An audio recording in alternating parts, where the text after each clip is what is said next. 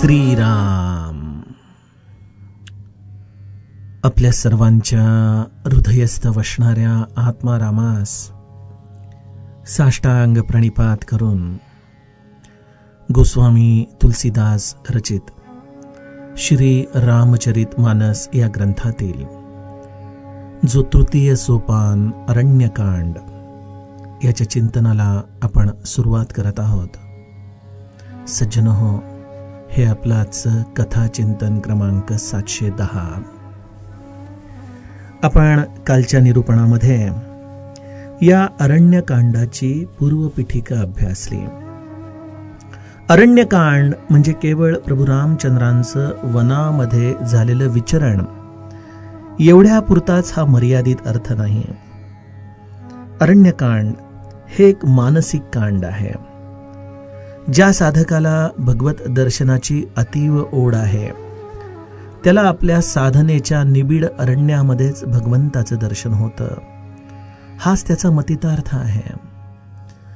अशा या अरण्यामध्ये प्रवेश करण्यासाठी जे स्वाभाविक वैराग्य जीवाला आपल्या हृदयामध्ये धारण करावं लागतं, सज्जनो, तोच आपण काल पूर्वपीठिकेचा भाग सांगत होतो.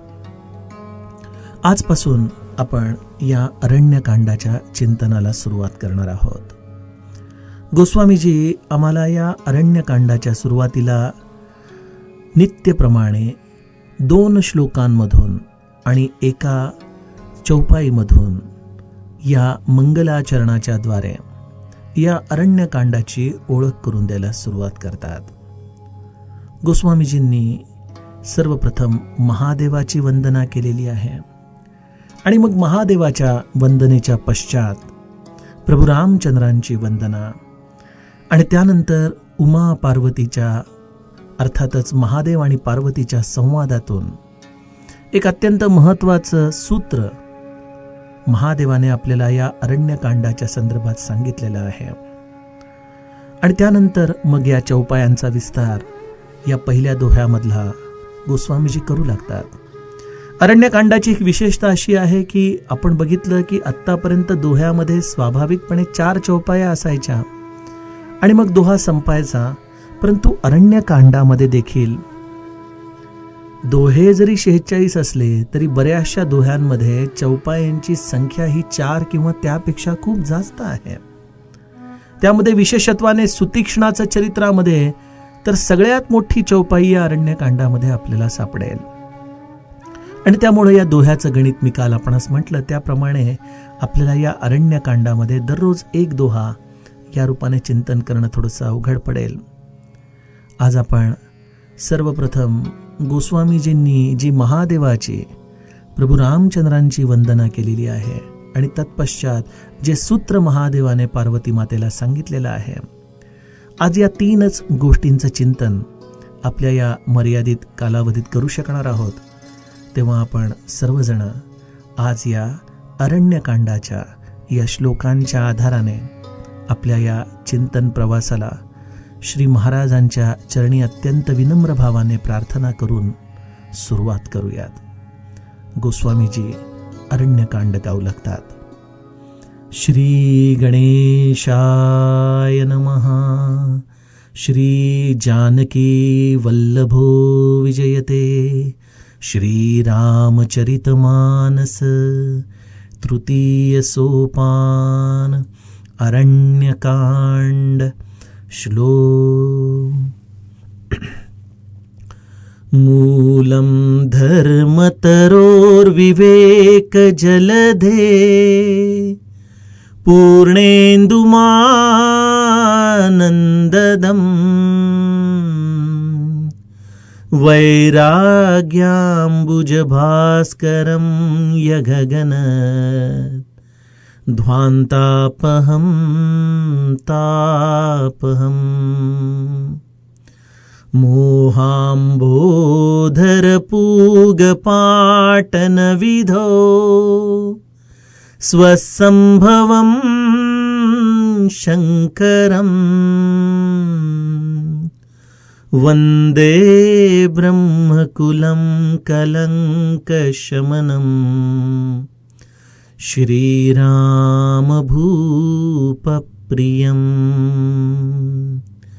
सान्द्रानन्दपयोदसौभगतनुम् पीताम्बरं सुन्दरम् पाणौ बाणशरासनं कटिलसत् तूणीरभारं वरम् राजीवायतलोचनं धृतजटा जूटेन संशोभितम् सीतालक्ष्मणसंयुतं पथिगतम् रामाभिरामं भजे। उमारामगुणगूढपण्डितमुनिपावहि बिरती पावहि मोहविमूढजे हरिविमुख न धर्मरती सियावर रामचंद्र प्रिय हो।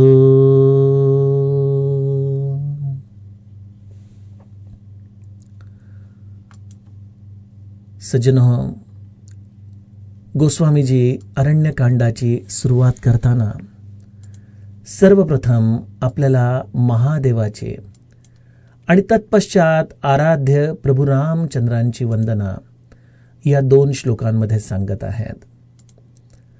आपण बघितलं की गोस्वामीजींनी बालकांडाच्या सुरुवातीला देखील महादेवाचीच वंदना केलेली आहे। वंदे बोधमयम नित्यम गुरुम शंकर रूपिणम। महादेवाची वंदना करूनच बालकांड सुरू होतं। अयोध्या कांडामध्ये देखील गोस्वामीजींनी महादेवाची वंदना सर्वप्रथम केली। यस्यांगे च विभाति भूधर सुता देवापगा मस्तके भाले बाल विधुर्गले च गरलम यस्यो रसी व्यालराट सोयम भूति विभूषणस सुरवरस सर्वाधिपस सर्वदा शर्व सर्वगत शिव शशिनिभश श्री शंकर पातु माम। आणि आता या अरण्यकांडाची देखील सुरुवात करताना पुन्हा एकदा महादेवाचं स्मरण गोस्वामीजी आपल्या समोर ठेवतायत। बघा, या रामायणामध्ये महादेवाच्या भक्तीचं अनन्यसाधारण महत्वच जणू काही आम्हाला गोस्वामीजी या सर्व श्लोकांच्या आधाराने सांगत आहेत। प्रभू रामचंद्रांच्या चरित्राची सुरुवात जेव्हा चिंतनाला होते, जेव्हा भरद्वाज मुनी याज्ञवल्कांच्याकडे रामाचं स्वरूप काय आहे हे अत्यंत आर्त भावनेने विचारतात, तेव्हा याज्ञवल्क मुनी महादेवाची कथा सर्वप्रथम भरद्वाज मुनींना ऐकवतात। पार्वती आणि महादेवाच्या विवाहापर्यंतची ही सर्व कथा ऐकून झाल्यानंतर भरद्वाज मुनींच्या अंगावर आलेले हे रोमांच, त्यांचा दाटून आलेला कंठ, या सर्वांच्या आधाराने याज्ञवल्क मुनी ठरवतात की तुम्ही खरे रामाचे प्रेमी आहात। सज्जनो, यातून एक अत्यंत महत्वाचं सूत्र आहे, ज्याला प्रभू रामचंद्रांच्या बद्दल अत्यंतिक प्रेम आहे, ज्याला प्रभू रामचंद्रांची प्राप्ती व्हावी असं मनोमन वाटत असेल तर त्याच्यासाठी मार्ग आहे महादेव भक्तीचा। श्रावण महिना आहे, महादेवाच्या या भक्तीचा हा विशेष महिना। प्रत्येकाच्या घरोघरी वेगवेगळ्या पद्धतीने आपण उपासना करतो, परंतु या महादेवाच्या भक्तीचं ध्येय काय आहे? का करायची आहे महादेवाची भक्ती? की ज्या भक्तीतून या ब्रह्मस्वरूप असलेल्या प्रभू रामचंद्रांच्या विषयी हृदयामध्ये अतीव प्रेम निर्माण व्हावं, हेच या महादेव भक्तीतून आम्हाला साध्य करायचंय। आणि त्यासाठी आम्हाला काय करायचंय तर या महादेवावरती नितांत प्रेम करायचंय, या महादेवावरती आपला सर्व भाव वाळून टाकायचा आहे।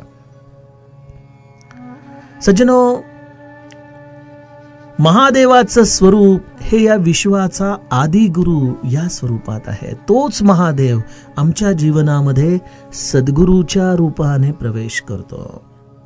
तोच वेगवेगळी रूप धारण करतो आणि त्या त्या प्रांतानुसार, भाषेनुसार, तिथल्या समाज जीवनानुसार तोच सद्गुरू आमच्या जीवनामध्ये या महादेवाचा अंश घेऊन आमच्या जीवनात प्रगटतो. आणि त्यामुळे भगवंताच्या प्राप्तीसाठी जर काही करायचं असेल तर आपल्या सद्गुरूवरती अनन्य भावाने प्रेम करायचंय. आपल्याला ज्या सद्गुरूंनी सांगितलेल्या आज्ञा आहेत त्या प्राणापलीकडे सांभाळायच्या आहेत. त्यांनी दिलेलं साधन हे आपल्यासाठी सर्व काही आहे हे जाणून त्या साधनेमध्ये आपण पडून राहायचंय.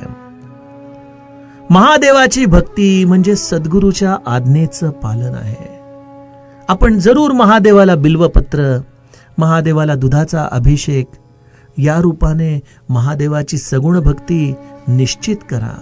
याबद्दल मनामध्ये कुठलाही किंतु ठेवू नका. परंतु त्याच महादेवाच्या स्वरूपामध्ये आलेल्या सद्गुरूच्या आज्ञेचं पालन देखील आपण तंतोतंतपणे करणं हे महादेवाच्या भक्तीचं परमस्वरूप, शुद्ध स्वरूप आहे. अशा या महादेवाची ही अनन्यसाधारण भूमिका गोस्वामीजी आम्हाला प्रत्येक सोपानाच्या सुरुवातीला, ग्रंथाच्या सुरुवातीला का बरं सांगतायत? कारण सज्जनो, ज्या भगवत प्रेमासाठी म्हणून आपण हा एवढा मोठा प्रवास सुरू केला, त्या भगवत प्रेमामध्ये महादेवाच्या कृपा आशीर्वादाशिवाय आम्हाला गती प्राप्त होणं हे केवळ अशक्य आहे. बघा,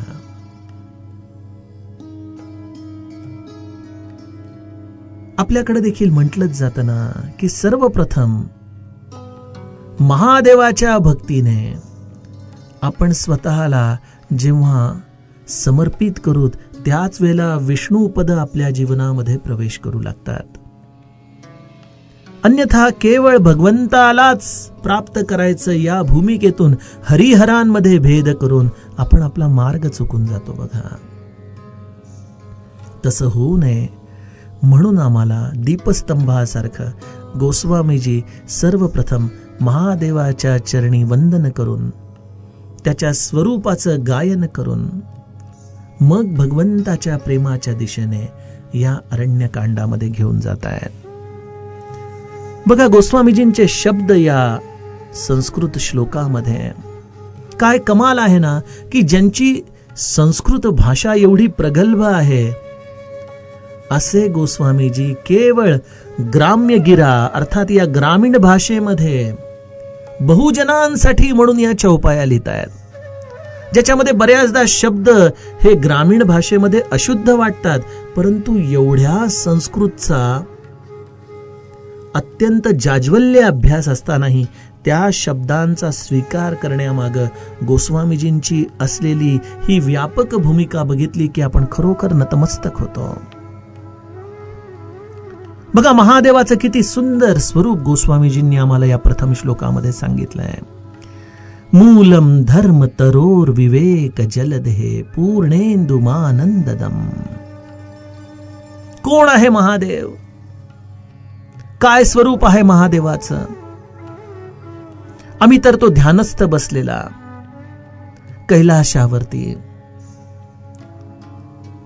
अशाच महादेवाचं हे रूप जाणतो, परंतु या महादेवाला त्या रूपामध्ये पाहण्याची शक्ती आमच्याकडे नाही.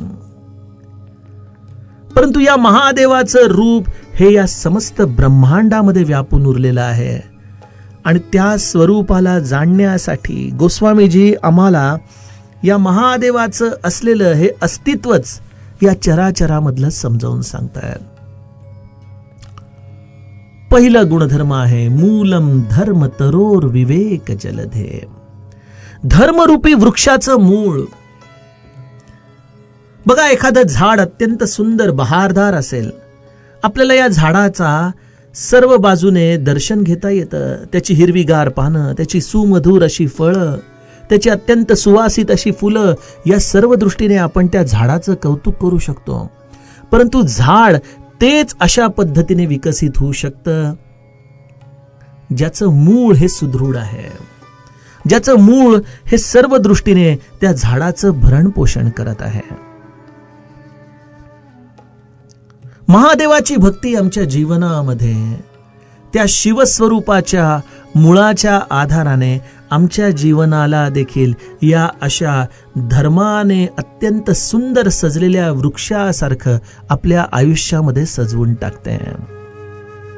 महादेवाची भक्ती मनोमन करणारा, आपल्या सद्गुरूच्या आज्ञेचं तंतोतंत पालन करणाऱ्या मनुष्याला त्याच्या जीवनामध्ये ही भक्तिरूपी मूळ सर्व दृष्टीने विकसित करतं.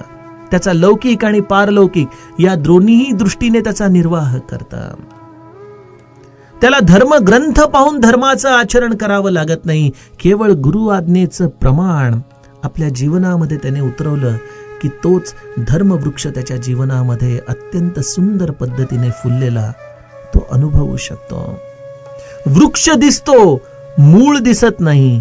त्याप्रमाणे ज्याच्या जीवनामध्ये उपासनेचा जोर आहे, त्याचं कार्य दिसतं, परंतु त्या कार्याच्या मागे असणारी सद्गुरूची कृपा, त्याची शक्ती याचं मात्र या चर्मचक्षूंच्या आधाराने दर्शन होऊ शकत नाही. कारण मूळ जसं जमिनीत आहे, वृक्ष बाहेर आहे, त्याप्रमाणे सज्जनो आमच्या जीवनामध्ये सर्व दृष्टीने आम्हाला बहार आणणारा हा महादेव, परंतु त्याचं दर्शन मात्र या चर्मचक्षूंनी होऊ शकत नाही. गोस्वामीजींनी इथं जेवढ्या काही उपमा दिल्या आहेत ना सज्जनो, यामध्ये आपल्याला कार्यकारण सिद्धांताचा निश्चित धागा पकडता येतो. बघा, या विश्वामध्ये घडणाऱ्या प्रत्येक कार्याच्या मागे काहीतरी कारण आहे. बऱ्याचदा मनुष्याच्या बुद्धीला ते कारण कळू शकत नाही. कार्य दिसतं, पण ते नेमकं का घडलं हे कळत नाही. ज्याप्रमाणे बहारदार वृक्षाच्या मागे एक अत्यंत सुदृढ मूळ आहे, त्याचप्रमाणे ज्याच्या जीवनामध्ये आचरणामध्ये विवेक रूपी समुद्र हा काठोकाठ भरलेला दिसतो. ज्याचं बोलणं, ज्याचं शील, ज्याचं आचरण हे सर्व काही या विवेकाने परिपूर्ण आहे. असं विवेक रूपी आचरण हे ज्याच्या जीवनामध्ये अत्यंत काठोकाठ भरलेलं असतं आणि त्यातून जो आनंद ओसंडून वाहत असतो सज्जनो, त्याचं कारण आहे त्या विवेक रूपी समुद्राला भरती देणारा पूर्ण चंद्रमा त्याच्या हृदयामध्ये उमललेला असतो.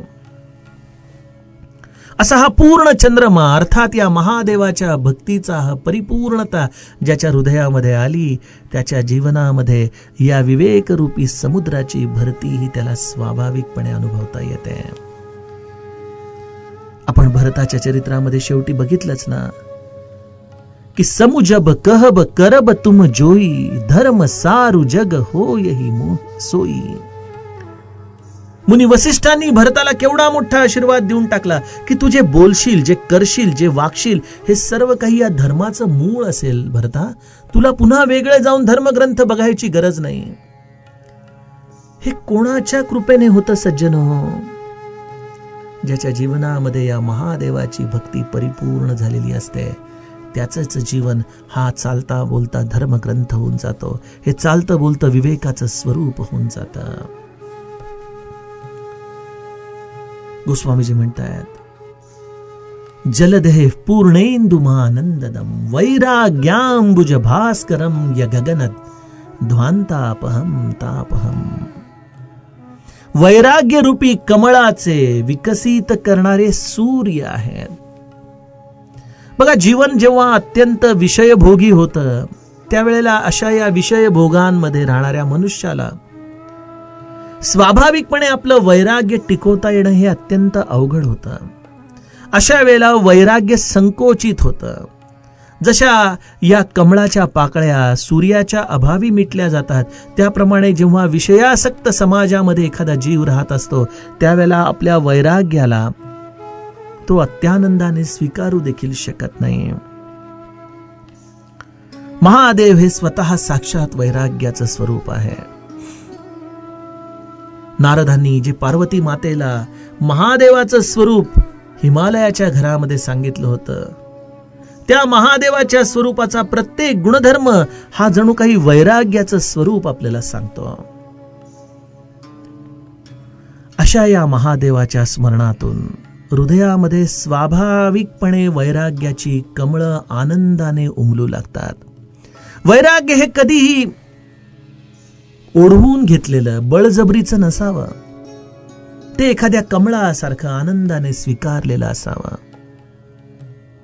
ज्या वैराग्याला पाहताना देखील प्रापंचिक त्याची निर्भत्सना न करता त्या रूपाला पाहून आपल्या मनामध्ये अत्यानंदित होतो, असं हे वैराग्याचं कमळ स्वरूप.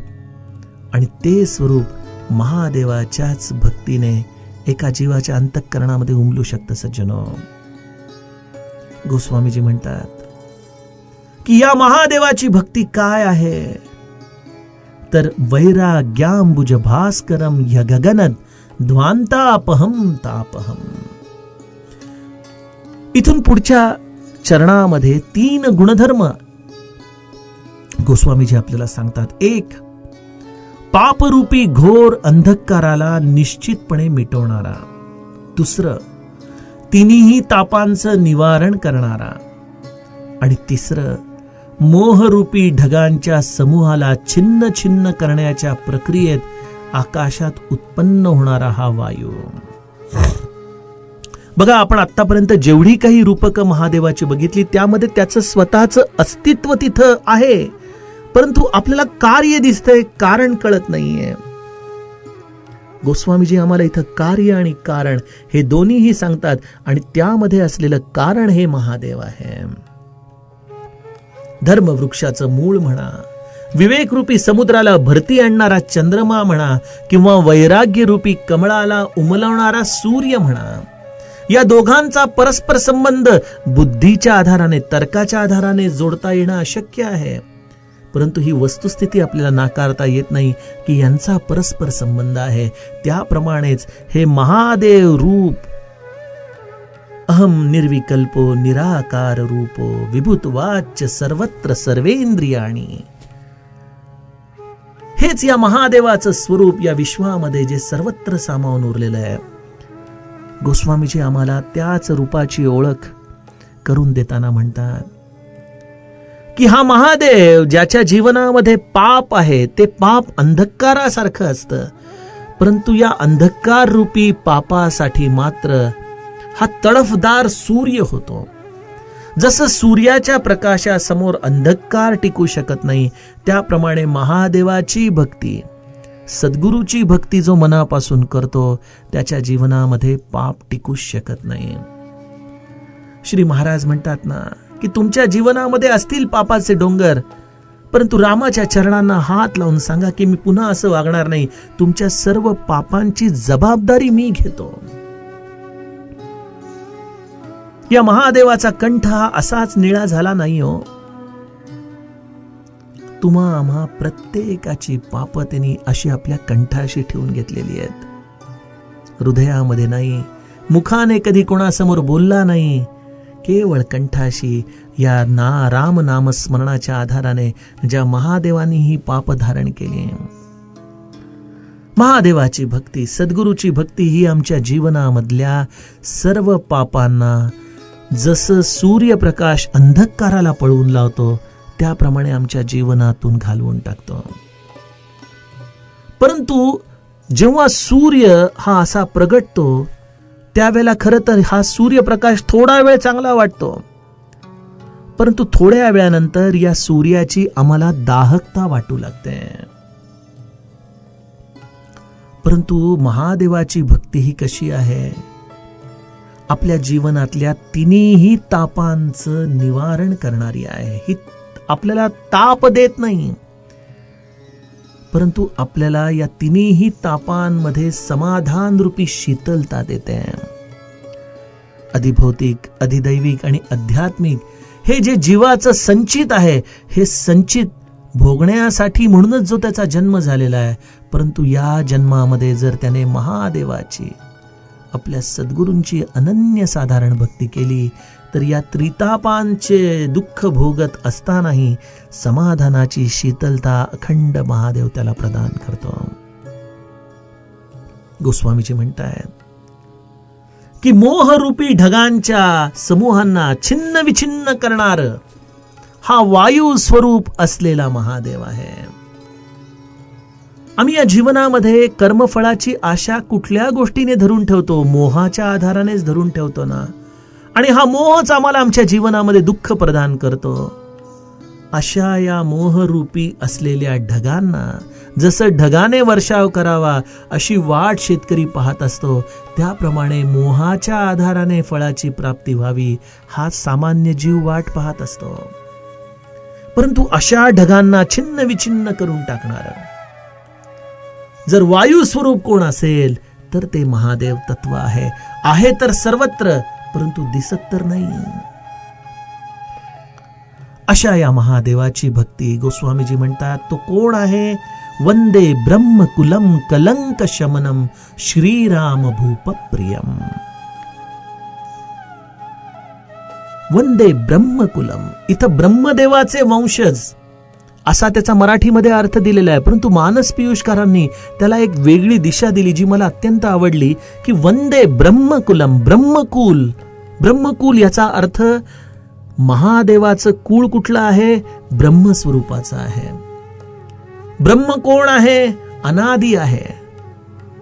अनादी असलेल्या या कुळामध्ये महादेव आहे. म्हणून महादेव हे तत्व देखील अनादी आहे. म्हणून श्री महाराज म्हणायचे, जो ओंकार ओंकार म्हणतात तो मीच आहे. ते ब्रह्मकुल आहे, ते अनादी आहे. अशा या ब्रह्मकुलाचा आणि कलंकनाशक, कलंक शमनम हा शब्द वापरलेला आहे. कुठला कलंक आहे हो आमच्यावरती? आम्ही दररोज म्हणतो तोच कलंक आहे, मी जीव हा भ्रम द्वैत पसारा. आम्ही देखील ब्रह्मकुळातलेच आहोत, परंतु आम्ही स्वतःला कुठल्या तरी गोत्रामध्ये या देहाच्या आधाराने बांधून घेतलं आणि त्यामुळं या जीवरूपाचा कलंक हा आमच्यावरती आम्ही लावून घेतलाय. महादेवाची सद्गुरूची भक्ती आम्हाला काय देते? तर आम्हाला या जीवरूपी कलंकाचा ते नाश करून देते. कलंक शमनम. तू जीव नाहीस, जीवो ब्रह्मैव ना परे. जीवाला ब्रह्मस्वरूपाशिवाय वेगळं स्थान नाही. या जीवाने जी स्वतः अज्ञानवश अशी चुकीची भूमिका घेतलेली आहे, त्या भूमिकेतून हा महादेव आमचा उद्धार करतो. आणि हो, या महादेवाला सर्वाधिक प्रेम करणारं कोण आहे? श्रीराम भूपप्रियम. श्रीरामचंद्रांना अत्यंत प्रिय असणारा असा हा महादेव आहे. आपण नारदाची जी कथा बालकांडामध्ये ऐकली, त्यावेळेला जेव्हा नारद मुनींना अत्यंत पश्चाताप होतो की आपण भगवंताला काय काय बोललो, त्यावेळेला भगवंत नारदाला म्हणतात की जाऊन तू शतनाम कुणाचं घे? महादेवाचं घे. महादेवाची भक्ती केल्याखेरीज तुला माझी प्राप्ती होऊ शकणार नाही. असं जिथं प्रत्यक्ष भगवंत देखील महादेवाची स्तुती गातो, एवढं प्रेम त्या महादेवावरती करतो सज्जनो. आणि त्यामुळं गोस्वामीजींनी शब्द वापरलाय श्रीराम भूपप्रियम. अशा या महादेवाचं हे विलक्षण स्वरूप गोस्वामीजी इथं गातायत. दुसऱ्या श्लोकामध्ये गोस्वामीजी म्हणतायत, सांद्रानंद पयोद सौभगतनुम पीतांबरम सुंदरम. आपल्या आराध्य अशा प्रभू रामचंद्रांच्या चरणी गोस्वामीजी नतमस्तक होऊन त्याच्या रूपाचं गायन करतायत. कोण आहे प्रभू रामचंद्र? या वनामध्ये त्यांना तो कसा दिसतोय? ज्याचं शरीर जलयुक्त मेघाप्रमाणे अत्यंत सुंदर आहे, निळ्या रंगाचं आणि आनंद घन असलेलं. अशा या प्रभू रामचंद्रांनी पीत वस्त्र धारण केलेले, पीतांबरम सुंदरम. या वनामध्ये हा प्रभू रामचंद्रांचं रूप डोळ्यासमोर आणण्याचा मनोभावे प्रयत्न करा सज्जनो. भगवंताची जेव्हा असीम कृपा होते तेव्हाच त्याचं हे वनवासी रूप आपल्या हृदयामध्ये डोकावू लागतं बरं का. असं हे पीत वस्त्र धारण केलेलं. आणि कसा आहे तो? पाणो बाण शरासनम कटिल सत्तूणीर भारंवरम. ज्याच्या हातामध्ये धनुष्य बाण आहे, ज्याच्या कमरेला उत्तम भाता आहे, तो भाता अत्यंत सुशोभित होत आहे, जो अक्षय भाता आहे. त्यामधून निघालेला बाण आपलं कार्य करतो आणि पुन्हा त्या येऊन भात्यामध्ये स्थिरावतो. त्यामुळे त्या भात्याला कधीच संपणं हा शब्द माहित नाही, ज्याच्यामध्ये कधीच बाणांचा क्षय होऊ शकत नाही. तुम्ही जरी अनंत पापांच्या राशी असल्या, जरी तुमच्यामध्ये अनंत दोष असले, तरी या प्रत्येक दोषाचं निपात करणारं रामबाण असा हा प्रभू रामचंद्रांचा भाता. प्रभू रामचंद्रांचे नेत्र कमळासारखे विशाल आहेत. त्यांच्या मस्तकावरचा जटाभार अत्यंत सुंदर पद्धतीने सुशोभित होत आहे. अशा या अत्यंत शोभायमान असलेल्या प्रभू रामचंद्रांच्या समवेत चालणाऱ्या सीतामाई आणि लक्ष्मण, अशा या त्रिमूर्तींना गोस्वामीजी म्हणतायत की सर्व दृष्टीने आनंद देणाऱ्या या त्रिमूर्तींना मी मनापासून भजतो. प्रभू रामचंद्रांची स्तुती तर आपल्याला या अरण्यकांडात वारंवार करायची, त्यांच्या रूपाची. आणि त्यामुळं मी इथं वेळेची मर्यादा लक्षात घेता महादेवाच्या स्तुतीला अधिक वेळ दिला. प्रभू रामचंद्रांचे हे रूप आपण आपल्या ध्यानामध्ये आणावं. आणि जो महादेवाची भक्ती मनापासून करतो त्याला या रूपाची प्राप्ती ही अत्यंत सहजतेनेच होते बरं का सज्जनो. गोस्वामीजी म्हणतायत की असे हे माझे महादेव आणि प्रभू रामचंद्र. आणि तत्पश्चात महादेव पार्वती मातेला एक अत्यंत महत्वाचं सूत्र सांगतात. उमा राम गुण गूढ पंडित मुनी पावही बिरती, पावही मोह बिमूढ जे हरि बिमुख न धर्मरती. प्रभू रामचंद्रांचे हे गुण अत्यंत गूढ आहेत. आपण केवळ त्याचे रूप जाणून त्या गुणांचं वर्णन करतो.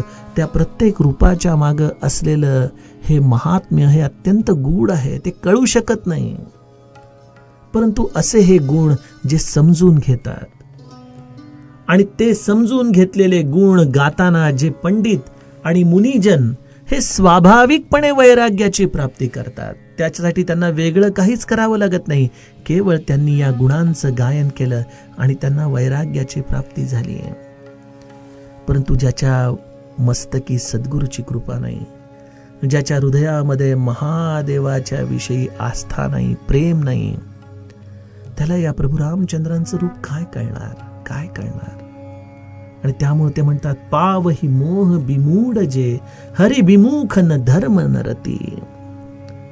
ज्याच्या मनामध्ये धर्माविषयी प्रेम नाही, जो भगवत विन्मुख आहे, अशा लोकांसाठी राम ही नेहमीच कवी कल्पना ठरते. मग ते कितीही उच्च शिक्षित असले, परंतु जर त्यांनी त्यांच्या जीवनामध्ये भगवंताची भक्ती केली नसेल, महादेवाची चरणी त्यांची प्रीती नसेल, तर त्यांना प्रभू रामचंद्रांचे हे रूप नेहमीच वेगवेगळ्या पद्धतीचे मोहच निर्माण करून जातं.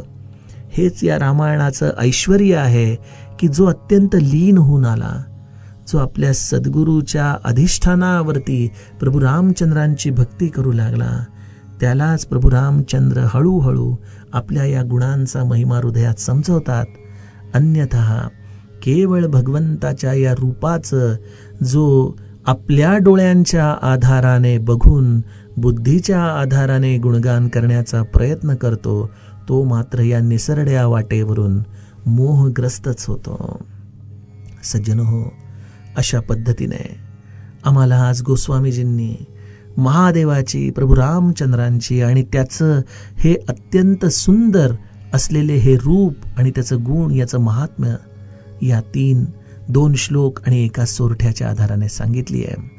आपण देखील अनन्य भावाने महादेवांच्या चरणी नतमस्तक होऊयात. श्रावणाचा हा अत्यंत सुंदर पावन महिना चालू आहे आणि आपण महादेवाच्या चरणी अत्यंत अनन्य भावाने ही प्रार्थना करूत की या अरण्यकांडाचं मूळ असलेलं जे भक्तिरूपी रहस्य आहे ते तुम्ही आमच्या हृदयामध्ये प्रगट करा. आणि त्यांच्या या आशीर्वादानेच सज्जन हो आपण आता उद्यापासून कथाभाग चिंतन करूया. जानकी जीवन स्मरण जय जय राम.